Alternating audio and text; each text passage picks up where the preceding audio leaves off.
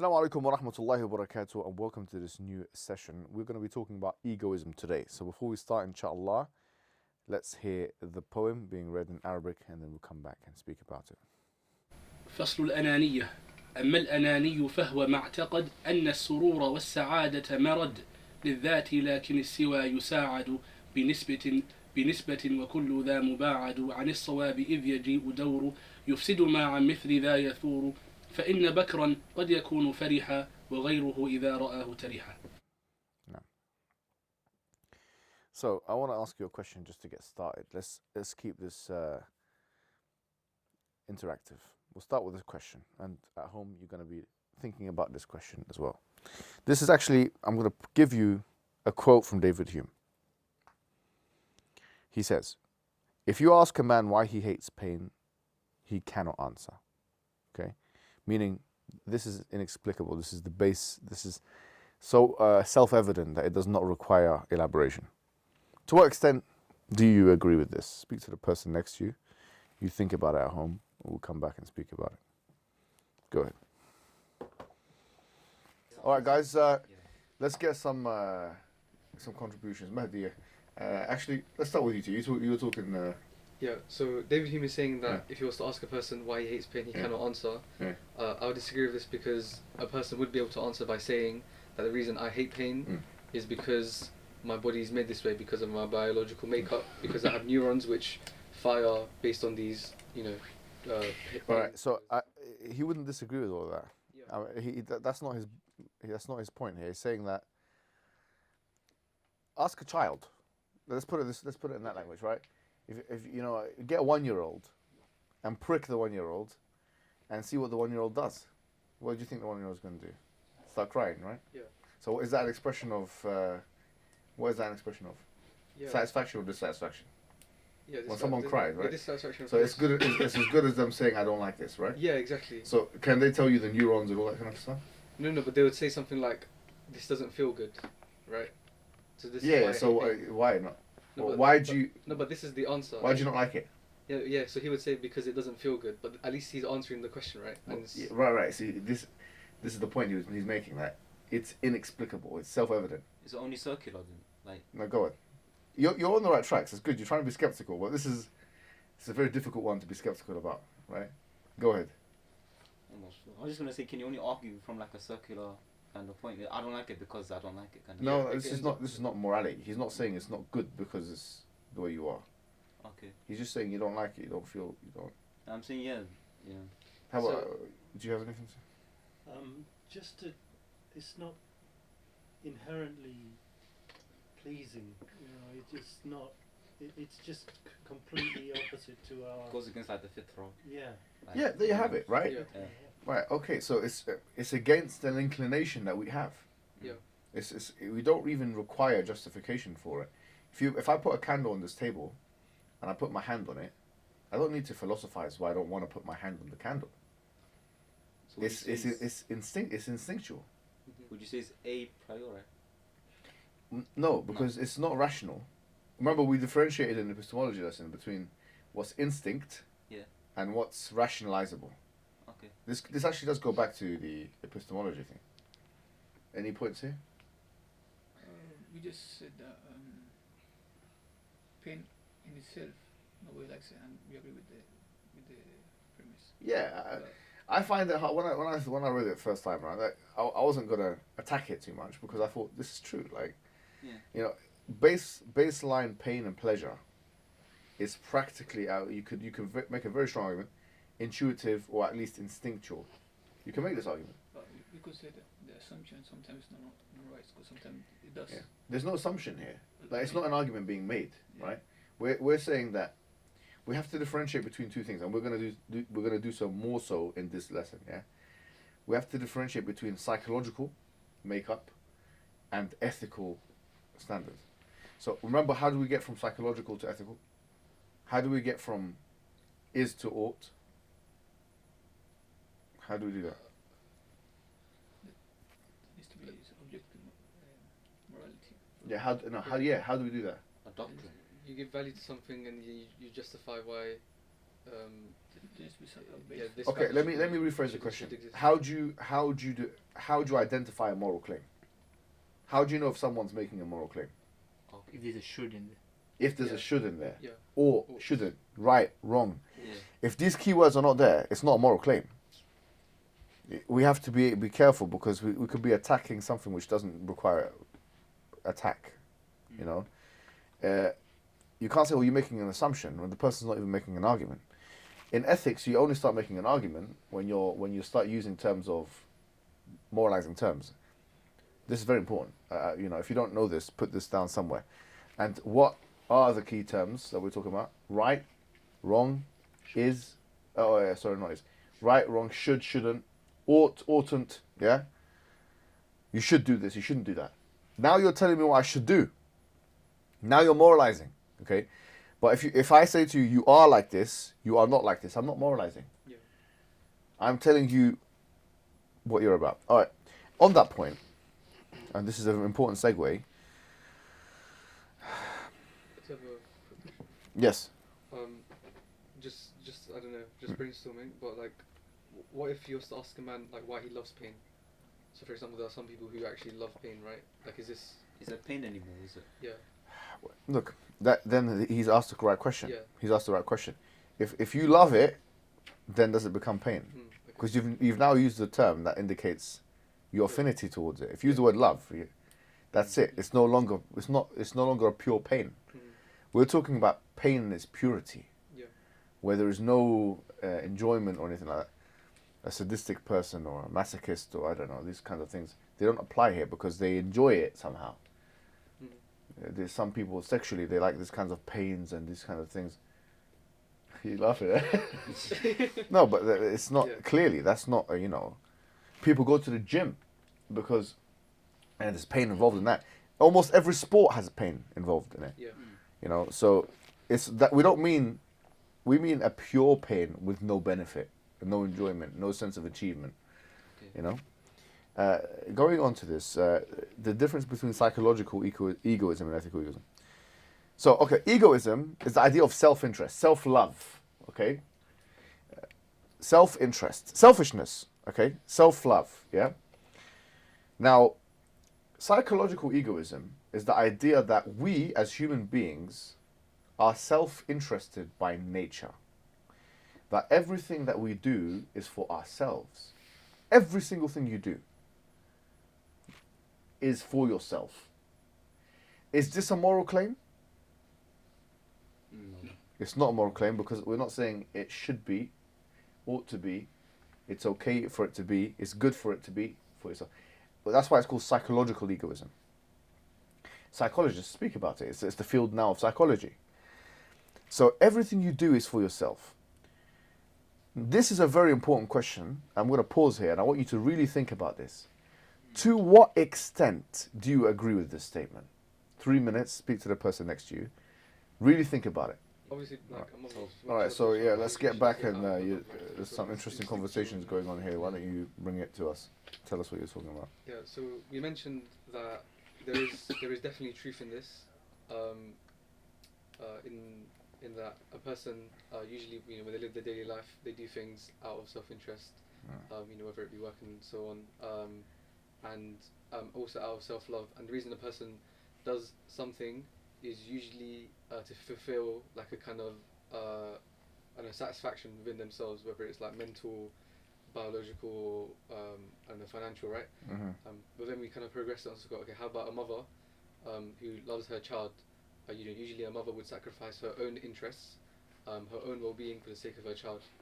But then a person might be able to argue and say that a mother is only doing this to fulfill her own biological needs, her own instinctual needs, right? However, is this the same as her sacrificing herself from a psychological standpoint? Like, because psychologically her interest would still be to, you know, like, I don't know, to eat this plate of food rather than give it to her child. So it's like there's a confliction of like biological need and her like psychological kind of interest there. Yes, yeah, I think you're definitely thinking about it on the right tracks, and this is exactly the kind of conversations that I had.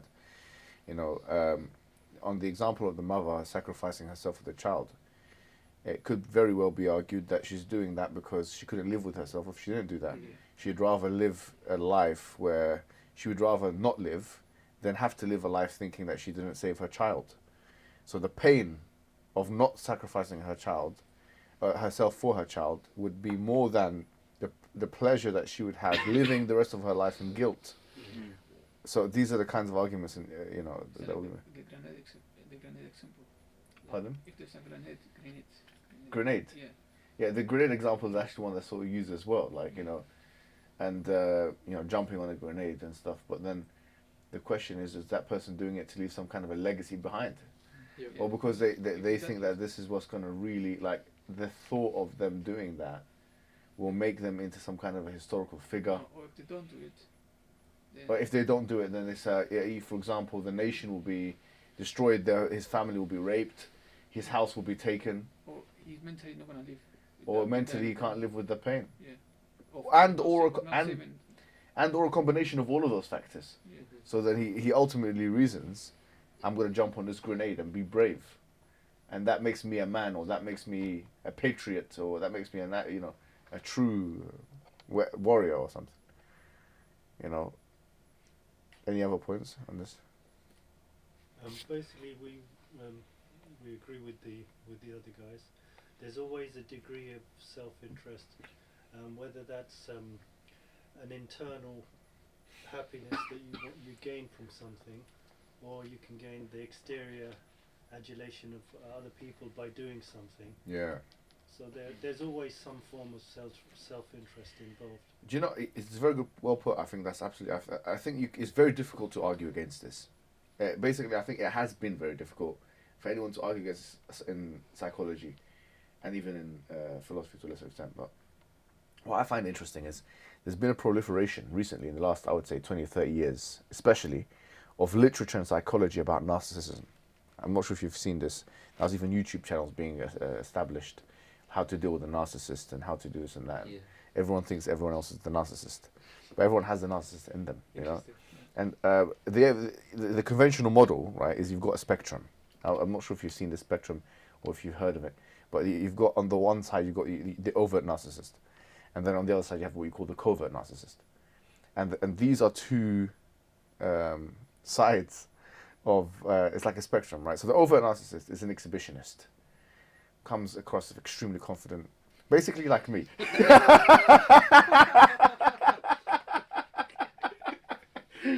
You know, they will openly tell you what they want in life, and they're very disagreeable, these kind of things. That one is easy to identify, but the covert narcissist, they're more difficult to identify because they can be introverted. They're introverted. In relationship psychology, by the way, a lot of the times, for better or worse, it's attributed to the woman in the relationship. So the man, he's trying to dominate his partner through overt means, trying to shout at her, talk to her, threaten, whatever. The woman, what she'll do, this is a simplistic model of, covert narcissism. And what she'll do a lot of the time, she'll, stay quiet, whatever, and then she'll leverage the man in a way which is more subtle. She'll go speak to her friends about him. She'll make a plan with her mum about the guy. And these kinds of things, it's like, obviously this is very simplistic, but all of them are doing the same thing, which is what? They're all trying to fulfill their own interest. And they're using whatever is in their power to be able to do so. Why wouldn't the woman in the relationship, conventionally, right? Why wouldn't she use overt means? Because she has a lacking of advantage in that aspect. She's not going to go over-dominate the guy that's bigger and stronger than louder than her, has more money than her, has in most cases, or whatever it is, yeah? So she will use the hidden, the model goes in. This is, how they talk about it. Means. And then you have the narc mum. Have you heard of this? The narc mum. A narcissistic mum. And you have all these terms about different types of narcissists. You got this one and that one. And the point of the matter is, the assumption is always that we are free from this ability or this propensity to be egoistic and self-interested, and everyone else is doing it to us. And it's true that someone can be so pathological or neurotic, that they seem not to care at all about, and this is probably what they're referring to when they're talking about narcissism. But the question is, who really gets to set the criterion? Where does it become narcissism? Where does it stop being psychological egoism and start being psychological narcissism? This is a subjective criterion. Let's just completely be honest about it. And who gets to judge it? And who will be discriminated against the most in these analyses? Mostly, I would wager it would be the overt narcissist, because it's so obvious that what they're trying to do. The covert narcissist gets, soft voice, calm, this and that. But she's a monster, or he's a monster, right?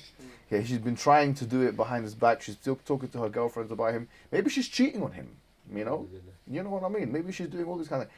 Maybe she's stealing his money, whatever it may be. But these are just hidden... But it's the same, thing. So,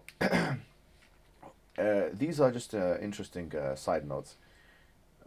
I'm not convinced, I have to say, looking at the literature of in psychology on narcissism. There's lots of books that are popular books and academic works. I'm not convinced that this thing is a hard and fast science. I'm not convinced at all by that. And they refer to it really as a personality disorder. But who gets to really choose, okay, this person has the psychological disorder and who doesn't? And the one who gets to choose that is actually in an authoritative position, by the way. You're giving that person a lot of power by choosing who is the bad guy and who's the good guy in this equation. And I think these are conversations that we need to start having, because if it's true, and I think we all have identified, that we've all got some kind of psychological propensity to self-interest. Even the most seemingly giving person that you've ever seen in your life, then the labeling of narcissist, not narcissist, and this kind of language, that can be very damaging. It's like, Islamic heresiology. This guy's a kafir, this guy's a mubtada. Who gets to choose? Who gets to choose? It's the same thing. The psychologist can use this to blackmail, to harm somebody. Oh, he's a narcissist. We have to deal with him in that way. Or this person's that way. You have to do that. So we have to be careful of these kinds of things, especially in pastoral settings. Yeah. Now that we know the underpinning psychology behind it, we'll take all of their descriptions with a very heavy pinch of salt. Okay. We have to take it with a very heavy pinch of salt, because otherwise people can be abused in the community, being labelled and otherwise. Anyway, this is just a side point.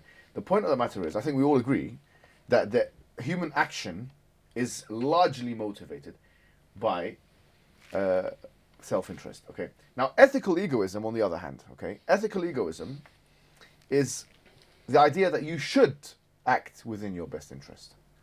That you should act. Now we're moving away from is to ought. Okay, it's not just that you are acting within your best interest. You should. Why should you? Because you live one time, according to the secular ethic. You only live once. This is your pleasure. Why should you sacrifice your happiness and enjoyment for somebody else? Why should you sacrifice? Why should you have this slave mentality of serving, and maybe these people won't even be grateful for what you have to do. So it's not even, there's no reciprocity there. Maybe there's no transaction. There's no transaction there. There's no interaction. There's no. You're being abused, basically. This is the idea. Of course, we're gonna talk about this in more detail in the coming slides. This is actually closely linked to the idea of the id, ego, and the superego. And I think it's an important thing. We've talked about the id, ego, and the superego. This is a very important thing in psychology, right? And it's called psychoanalysis. Yeah. So the branch of psychology which refers to the unconscious mind, with thinkers such as Freud and Carl Jung. These are probably the two most prominent ones in the early 20th century who spoke about these things. Jung had this idea of the self, or the psyche. He referred to it as the psyche. And Freud, very famously, he divided the human unconscious drivers into id, ego, and superego. Id, you're born, according to Freud, you're born an id. Now, what is an id? You're born, all you have is wants and desires. Like, if many of you have had children, many of you have seen little children walking around. I want this, I don't want this, I hate this. That's how they are. They don't have a filter. They don't think about it. They just, that's what I want. Cry, that's how you get. We're all born with just wants, basically. And the ego is societal rules. So when you get older, do this, don't do this. You get older, like 6 years old, 5 year old, 3 or even 3. You have to go to the toilet now, potty training, this, that, whatever it may be. Yeah. And then when you grow older, you have more and more rules imposed upon you. And then this thing called the superego sorts it out.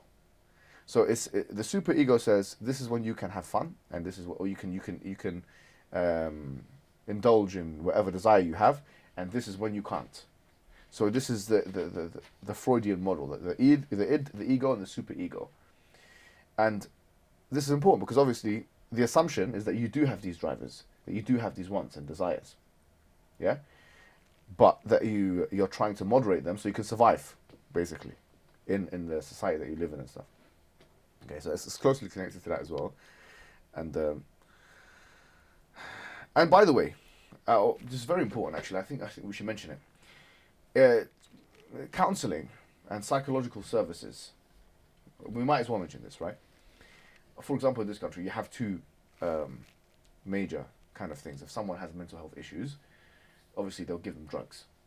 SSRIs, they're called serotonin something, inhibit something, I can't remember the acronym. You know, citalopram, these kinds of things. You take it and it is meant to increase your serotonin. Yeah, this is one model. But they also have counseling, and counseling is divided into two. You have psychoanalysis, and then you have CBT, cognitive behavioral therapy, and they both operate on different paradigms. And the psychoanalysis operates on the paradigm that when growing older, you had these psychosexual stages of development. You had these wants, these desires, whatever, and your pathologies and your problems in life, your mental issues, relate to your upbringing. For the most part, this is simplistic, but yeah, that's a big chunk of it. So if what the therapist will do with you, if they've been trained, they'll sit with you. If it's psychoanalysis, they call it the talking cure. They'll get you to talk. So what this? Ask you some questions. You'll end up talking 80% of the time. You'll think this person is wasting my time because I'm just telling them my story. I'm not saying this is ineffectual, by the way. I'm just saying this is what happens, yeah? And then they'll start asking you questions about your childhood. What did your dad do? You know, and that. You know, how about your mum? Your relationship with your parents or whatever. You know, and then and then there's a breakthrough moment. Maybe when you were a 7-year-old, your mum slapped you or something in front of everyone. I don't know, like, or maybe your dad wasn't giving you some good the affection that you needed, or you know, whatever it may be. And then they'll pinpoint. This is usually what happens, right? And they'll pinpoint this time. This is when everything changed for you, because it has to do with your wants and your desires, etc. And so the idea of psychoanalysis is predicated on these assumptions that we're talking about here. And they're all connected, it's all interconnected. Now, why am I mentioning this? It's because a lot of the time a counsellor will come and say to you, you need to have more self-esteem. They'll use this exact terminology, self-esteem. Now, what is self-esteem? Self-esteem is actually the language that egoists use. Self-esteem is actually self-love. In fact, Ayn Rand, the philosopher who puts forward ethical egoism, she makes a point of making this term, self-esteem, self-esteem. We need to boost your self-esteem, boost self-esteem, boost self-esteem. What is the opposite of self-esteem? Insecurity. The idea is that you shouldn't have insecurities, that you should have self-esteem, which means you should love yourself and be capable, you should be so confident in your own abilities. But the question is, why should we? Why should you even have, why should you be allowed self-esteem?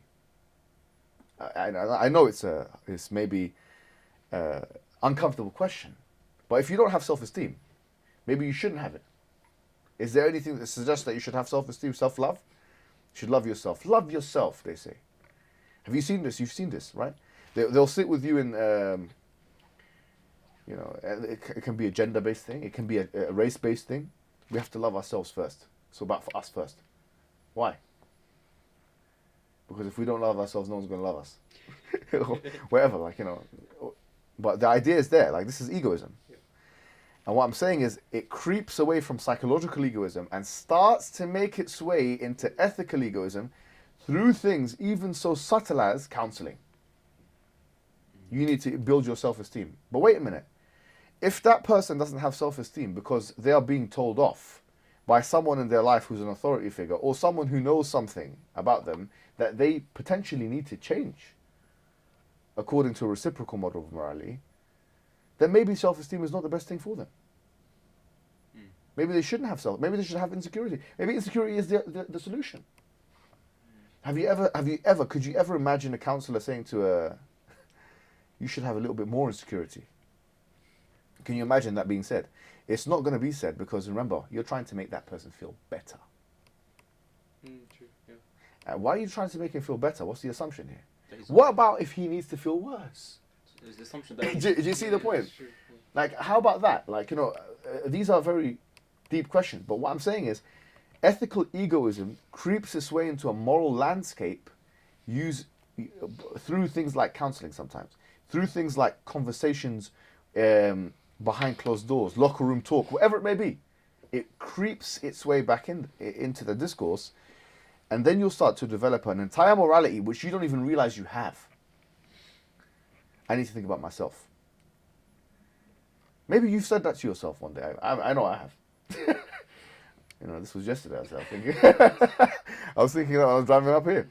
Whatever. I had to think about myself first, as well. I had to think about myself.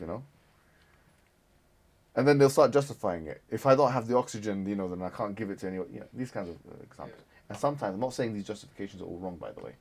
I'm just saying. So far, we're now moving into. We are now moving into ethics, and we have to be careful because everything ethical now is the domain for us as Muslims of the divine. This is the domain of the divine. So we have to start. I don't know if you are following. Any questions on this point? On Islamic paradigm, it's not necessarily wrong to think of yourself first, right? Well, We'll come. Well, this is the next step, right? Good. Islam has a diagnostic, okay, and this is the next slide. It has a diagnostic and it has a prescription, okay. The Islam diagnoses the human being as selfish and motivated by anxiety. It actually does that. It agrees with this to a large extent. وإن أذقنا الإنسان منا رحمة ثم نزعناها منه إنه ليئوس كفور. When we have given the person mercy and then we take it away from him, he is ya'us, he's hopeless, and kafur, he's very ungrateful. Obviously in the يَوْمَ يَفِرُّ الْمَرْءُ مِنْ أَخِيهِ, on the Day of Judgment, this is most acutely felt. Everyone's going to be running away from their own family members. It's the same human being, right? You're going to be running away from your mum and dad. You can't say I'm altruistic. One of them was going to want to ransom their lives with their kids and this and that. When the stakes go higher, we become more selfish. Basically, that's the model in Islam. The stakes go higher, we become more and more selfish. We say no, we're not going to take that pain. There's a point where the pain becomes too much that we don't even care about our parents and our own kids. That's the idea. This agrees with ethical egoism on a psychological level to a high extent, in my view, right? Because look at the verses. How could you explain that? That means that the assumption is people are self-concerned. Yeah. They are. Even the prophets. Yeah, we won't go into this. I know the hadith, nafsi nafsi, and myself. Yeah. Yeah. They always make dua for themselves first, right? Rabbi najjini wa ahli. We'll start with themselves first. Yeah, we'll come to this, but yeah, you're on the right track, Sam, for sure. So this is a diagnostic. What does Islam say? Does it say you shouldn't think about yourself? It doesn't say that, by the way. Well, otherwise, Jannah and Nar would not be incentives. Heaven and hell would not be incentives. If a lot of the incentives in the religion of Islam are based on the model that human beings are actually self-interested. You threaten them with more pain, because if you don't, then the more pain you threaten someone with, and the more they believe that that's actually a legitimate threat, the less likely they are to do the action. And you could say this is behavioralist psychology 101 and what's in the skin of the dog and whatever. This is the truth. We saw that now with the COVID. Hmm? We saw that with the COVID now. Yeah, with COVID, but with, if someone puts a gun to your head, you're going to change it. Your whole demeanor is going to change. My point is, it wasn't even that deep. Yes. And everybody changed this. Exactly, right, yeah, exactly, yeah. Yeah, it's a good point. Now, so Islam does. However, the Islamic model is the purpose of life is to worship God. And worshipping God, the apex of it is to worship God for what reason? His pleasure. Because he's worthy of Yeah. worship. Not because... So, if you try and form an intent... Islam actually says, if you try and form an intention that says that I'm worshipping Allah, not because it's good for me, or because of heaven and hell, but because he's worthy of worship, that's a higher level intentionality than to do it for your own sake. Now, can someone... The question is, can someone completely... And I've thought about this a lot. Yeah. Can someone completely break off any notion of self-interest from this? I think that's difficult. I would say for me, because I can't speak on anyone else about it, that's impossible. Ghazali talks about that in his literature, isn't it? He said the highest form is do it for the pleasure of Allah. Like some people do it for the nar. Yeah, exactly. So to do it for the pleasure of Allah, to do it because Allah is worthy of worship. Yeah. However, is that the only reason why I'm doing it? It's going to be difficult. I would never say yes to that question. That would be me lying to you in front of your faces. I would. There's always an element of self-interest there. Yeah. In my opinion, for me anyway. My aim is not to try and deplete that, because I don't think Allah has held me to that standard. And if He held me to that standard, there would be no heaven and hell. Worship Allah, no incentive, no disincentive. He knows what He created. Yeah. And He created self-interested, to a large extent, beings. But we have to try and rid ourselves from this as much as we can. Yeah. We do actually have. And it's not inconceivable, the Islamic paradigm goes, for you to worship God because God is worthy of worship, because He has all these attributes, and that this is the most appropriate thing to do with a God like that, or the only God that's worthy of worship, which is Allah. Now, if you're worshipping Allah, like you're praying and you're fasting, and that's in your mind, that's the highest form of worship. That's actually the highest form of worship, where you try and have an out-of-body experience, like you actually think to yourself, I'm doing this because God is worthy of worship. Even though the unconscious mind might say you're a liar. Yeah, it was The unconscious mind will say to you, liar. You're doing this because you feel good, don't you? Huh? But let the unconscious mind say whatever it wants to say. So long as you make a conscientious effort to say that to yourself when you're praying, this is khushu' level, high level, which is like, when you're concentrating in the prayer. It's the highest level. There's no higher. This is the spiritual apex. Yeah. Now, the second question is, because that's fine, that's a spiritual discussion. But now let's talk about practical discussion. Yeah, if you want to, you can read this woman's book, Ayn Rand. She has a book called Virtue of Selfishness. And she basically makes the argument that even despite the consequences, but this could justify genocide. These are some of the problems, right? If it's despite the consequences, it's no longer consequentialist, then you can kill somebody. I want to do it. So what? You're going to stop me? You can hurt somebody. You can do these things, and then we go back to kind of utilitarian logic, but even worse, because it's not even considering the whole good. It's even worse. Maybe I shouldn't use that unneutral term. Even more individualistic. Yeah, it's an individualistic form. So it's like utilitarianism, only that it does not care about the collective good. So it's egoism. These things are all connected. But it is tahqiqul ayah, where Allah says, أَفَرَأَيْتَ مَنِ اتَّخَذَ إِلَهَهُ هَوَاهُ. Have you seen the one who has taken his own Lord as his own self as God? That's another. It's exactly the same thing now. Just like individualism, as we're going to cover, just like liberalism is founded on that, and utilitarian, all of them are going back to the same thing. That somebody just wants. What we have to be wary of as Muslims is that we don't take ourselves as the Lord. By establishing that there's a higher authority that's worthy of worship, that's not us, and that we submit our desires to that higher authority. Okay, so to summarize this point, okay, psychological egoism, we said, is self-interest. Ethical egoism is that you should have self-interest. The Islamic model says you do have self-interest, because يَوْمَ يَفِرُّ الْمَرْءُ مِنْ أَخِيهِ. You're going to be self-interested, yeah? However, And yes, that's natural. It's not aib, it's not bad in Islam for you to be self-interested. But the apex of spirituality in Islam is to worship Allah for what? Worthy. Because He's worthy of worship. Not because it's for No. your own. Yeah. Now, when you're doing that, when you're praying now and you're doing dua and you're doing sujood and whatever, yeah? And you're thinking, I'm doing this because Allah, He's worthy of this. It's the most appropriate action.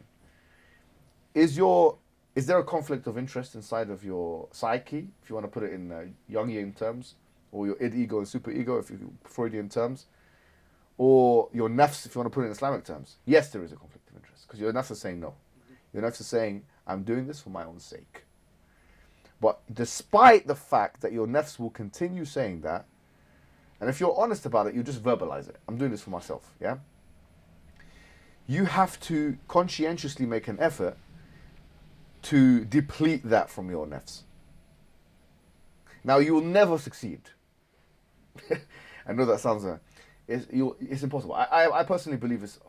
I will never succeed. Let me speak about my own... I will never succeed in doing that. But the effort is all that is God wants to see from our perspective. That effort. You will never do anything outside of your interest. But the effort is that which brings you to the high level, the apex of spirituality. Now, we said egoism's problem is that it doesn't, especially if you consider non-consequentialist types, it doesn't consider the consequences. You can kill somebody, you can rape somebody, you can do. Also, it doesn't have any base. Like, if we're talking about the difference between us as Muslims and them as egoists, is that we say that we take the ultimate authority as Allah. They say we take the ultimate authority as us. And this is going to be linked to individualism. We know what's best for us. We say, no, we don't. We submit our will to that which knows what's best for us, which is Allah. That's the difference. The issue of ultimate authority. We take as our ultimate authority Allah. They take as our ultimate authority themselves. And if we ask them, why should you take yourself as your Lord? They will have no answer for that. We know what's best for us. No, you don't. There's actually no evidence to show that you know what's best for you, especially if considering the existence of an all-knowing entity. If you consider such existence, and that all-knowing entity knows more about you than you know about yourself. Individualism and egoism, a hidden assumption is that you know what's best for you. That is a baseless assumption, especially considering that there's an all-knowing entity out there. Yeah. Can we say that? So we are all egoists. Huh? We are all egoists. Yeah. You can say we believe in a form of psychological egoism, but not ethical egoism. So we should be egoists based on what? We're not. We shouldn't be egoists. Egoism. Remember, ethical egoism is that we care about ourselves only. We say no. We don't care about ourselves only because we think that the higher authority is Allah. So we're Muslims. The point is, we are egoists. Oh yeah. So we're psychologically self-interested. Yeah. So now, but instead of being based on what all the people say, based on what God says. Yes. Does that make sense? Yes. So what we're looking to gain is what differentiates, is what makes something morally justifiable or not. So, for example, we're trying to, if you're looking to gain the pleasure of God, that's morally justifiable. If you're looking to gain maybe like popularity, it's not justifiable. That's our paradigm, right? Let's get to that, right? You can gain popularity and you can have money and you can enjoy yourself within our paradigm. Right, but that should be because Allah knows what we're about. He's not telling us not to be what we are. Every monk, and ascetic, and zahid that says I'm gonna divorce the dunya is a liar, and he's never been able to achieve that. And that's something that the Prophet has told us. We've seen this in hadith. You know, someone said, "I'm never going to get married. I'm going to keep fasting." You're just doing that in vain, because it's like you're not nourishing. You're not being genuine and authentic to your true self. Your true self doesn't say that. You want a little bit of popularity. Actually, you want a little bit of money. Actually, you want a bit of sex and food, and there's nothing wrong with any of that. In fact, you should have a little bit more. No problem. So long as you do it within the paradigms of Islam. Allah is not bringing us as making us X and telling us to be Y. It's like a transgender project. Like it created me as a man, well, I'm going to be a woman now. There is a sense that we can manifest some of the egoism, the psychological egoism that we have. But we must do it within the paradigm of Islam. Now, the problems now, and we go back to consequentialism, is where do we, is a conflict of interest. My rights, or I do something, my wife's not going to like it. I'm not going to mention the examples. You know, but I think, or I'm going to do something and my kids might not. Where is the, okay, so this is how you make a decision. According to the Islamic paradigm, you make a decision based on the maslaha ukhrawiyah. What will produce the most benefit to this dunya and the hereafter? Now, you might not always know what that is. This is the problem. You don't know where that is. It's difficult. These are difficult decisions. You know, but that's where the fight is. That's where difficulty lies. Therein the difficulty lies. You know, you make a decision. What shall I do? Like, shall I do X? Shall I do Y? I want to enjoy myself, but I want to enjoy myself. You know why? So others can enjoy themselves. So I can relax. So at home everything's okay. So whatever, you know. I want to play football on a Friday night or a Saturday night, so that when I go home and I spend time with the kids, now I can give them quality time. No, you can't play football. Okay, well then watch what I'm going to be doing with the kids on Friday and Saturday. If you don't let the person have their own, or on the flip side, the wife, you know, I want to go to my friend's house. No, you can't go to your friend's house. All right, the one she's going to sit there and, you know, not like what you're not going to enjoy her time with you because she hasn't done what she wants to do. These are the practical real life situations. But self-denial, there's two extremes. Perpetual self-denial, that's one extreme, which is not going to work. Like psychologically, that's not going to work. Self-denial. I'm not going to go football. I'll sacrifice the family, sacrifice the family, sacrifice the family. Halas, you're going to end up hating your family or resenting them. Even on an unconscious level, you're going to hate. You're going to start unconscious. You start feeling like, why am I doing this? Why don't they get involved? On the other hand is where everything is that you want to live the single man's lifestyle, even though you're married and you've got kids and this, you don't want to pay money, for example, right? And that's an example of self-interest, which we don't analyze the consequences. So these are the kinds of things where we say, okay, well, let's bring the Sharia into it. This is the question you need to all ask when you're making these decisions, and including me, and I'm saying this out loud because it helps me as well. What will suit the Islamic paradigm of most people being exposed to guidance? قُوا أَنفُسَكُمْ وَأَهْلِيكُمْ نَارًا. What's going to suit that? What's going to suit that? Is it going to be if I do X or if I do Y? What's going to lead to more of everyone going to heaven? From me, my family, and everyone else. X or Y? That's where you have to play a careful game of probability. Careful game. Don't be clumsy, like me. Make the wrong decisions and stuff. Prefrontal lobes have not developed yet in the brain, and you start thinking. We start justifying our own BS kind of thing. You know, sorry to say, and then we think, you know, this. We would love the self-interested option to be the one that we need to do. Yeah. And sometimes it is, man. Sometimes it is the one. But we have to really ask ourselves this question: is this the best option that I have at the moment? And that's how the Sharia deals with it. The question you have to ask is different. What's going to lead to most guidance, most stability, most spirituality, most nearness to Allah for as many people as possible? Going back to the utilitarian model, but Islamic one. Greatest guidance for the greatest number. It's not greatest good for the greatest number. Greatest guidance for the greatest number. And with that we conclude. And hopefully you've been able to understand what I've been trying. This is practical stuff today because a lot of it is psychological. Hopefully this helps us. This particular thing I think has clarified for me at least, you know, a lot of stuff in terms of how to make decisions in life. And that's what we need. But if you operate on an egoistic system, then your decisions are always going to have a conflict of interest with someone else, and that's one of the biggest problems of egoism. It's mentioned in the method actually, another, that my interest is going to go against her interest, his interest, And so actually me doing something against that person's interest and for my own interest is ironically against my own interest.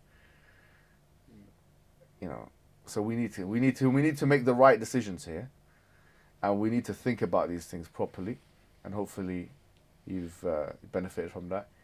Jazakumullah khairan. Wassalamu alaikum wa rahmatullahi wa barakatuh.